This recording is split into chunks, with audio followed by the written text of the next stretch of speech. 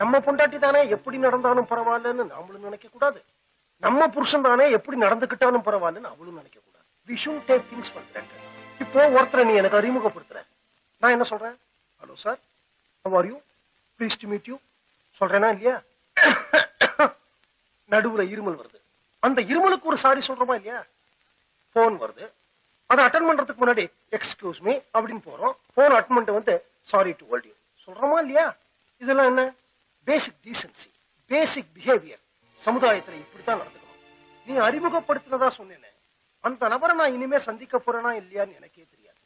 அவருக்கே அவ்வளவு மரியாதை கொடுக்கும் போது வாழ்நாள் பூரா நம்மளோட வாழற மனைவிக்கு அந்த மரியாதையை நம்ம கொடுக்கிறோமா? இல்ல அந்த மனைவிதான் நமக்கு அந்த மரியாதையை கொடுக்கிறாளா?